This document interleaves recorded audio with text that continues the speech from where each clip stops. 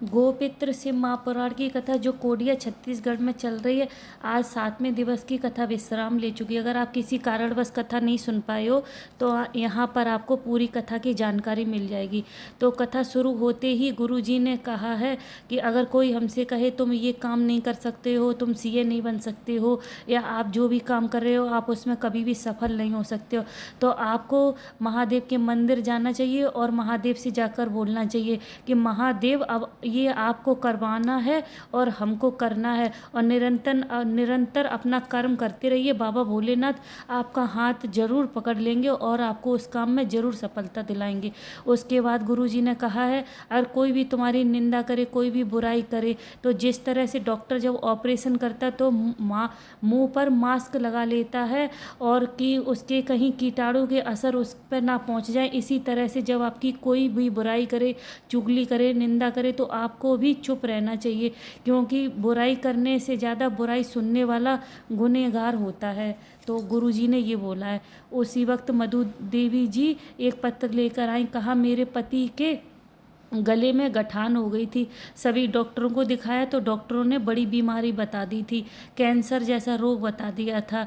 तभी हम लोग सियोर गए और वहाँ से रुद्राक्ष लेके आए तो डॉक्टर ने बोल दिया था कि ऑपरेशन की ज़रूरत है, ऑपरेशन करना पड़ेगा, और ऑपरेशन के बाद शायद आपके पति कभी बोल भी ना पाए। लेकिन बाबा की कृपा ऐसी हुई कि रुद्राक्ष का जल देने लगे तो धीरे धीरे में उनके पति की गठान भी गल गई और ऑपरेशन भी नहीं करना पड़ा। कथा पंडाल में बाबा का धन्यवाद करने आई हूँ। सेवकी पटेल जी एक पत्र लेकर आई। कहा, गुरुजी हम लोग शादी से आ रहे थे, रास्ते में किसी से मेरे बच्चे का झगड़ा हो गया तो उसने चक्कू मार मार के उसकी आंत बाहर निकाल दी। डॉक्टर के पास लेके गई तो डॉक्टर ने कहा अब इसमें कुछ भी नहीं बचा है। तभी उसको एक झटका सा आया और उसने पानी मांगा। तभी मैं शिव मंदिर गई और वहाँ से थोड़ा सा जल लेके आई और उसको पिला दिया।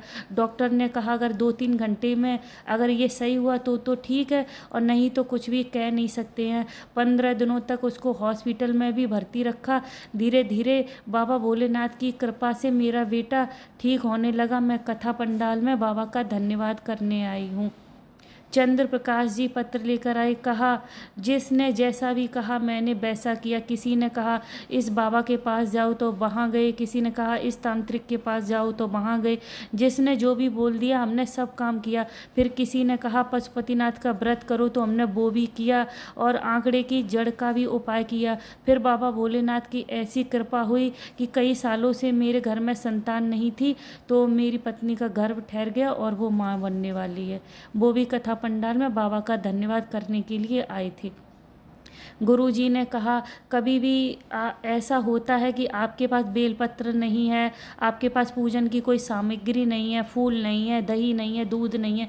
अगर आपके पास कुछ भी नहीं है तो आपको परेशान होने की ज़रूरत नहीं है। आप अगर एक चावल का दाना भी अगर शिव जी पे चढ़ा रहे हैं तो भी बाबा भोलेनाथ आपको वही चीज़ों का फल देंगे जो आप बेलपत्र, दूध, दही जो भी चढ़ाएंगे उसका। इसलिए अगर आपके पास कुछ भी नहीं है तो निराश होने की ज़रूरत नहीं है। आप एक चावल का दाना भी चढ़ाकर उनका पूजन कर सकती हो। गुरुजी ने कहा, मनुष्य को कभी भी झूठ नहीं बोलना चाहिए। अगर वो अपने जीवन में झूठ बोलता है या ज़्यादा झूठ बोलता है तो उसको एक बार पशु की योनि में जन्म लेना ही पड़ता है, उसको जूठन खानी ही पड़ती है। इसलिए गुरुजी ने कहा है झूठ नहीं बोलना चाहिए। गुरुजी ने एक काफ़ी अच्छा उपाय भी बताया है। गुरुजी ने कहा है कि जैसे कि किसी के मन की कोई कामना पूरी नहीं हो रही है, सोच रहा है कि हम रोज़ मंदिर जाते हैं, रोज़ पूजन करते, अर्चना करते, वंदना करते, बाबा फिर भी मेरी ये कामना पूरी क्यों नहीं कर रहे हैं, बाबा मेरे मन की बात क्यों नहीं सुन रहे हैं। तो गुरुजी ने कहा आप दक्षिण दिशा में बैठ के उत्तरमुखी होकर जल चढ़ाइए और धीरे धीरे जल चढ़ाइए, अपने मन की मनोकामना बाबा से बोलिए। बाबा भोलेनाथ अवश्य आपका हाथ पकड़ लेंगे और आपकी जो भी मन की मनोकामना होगी बाबा भोलेनाथ अवश्य पूरा करेंगे। श्री शिवाय नमस्तुभ्यम। हर हर महादेव।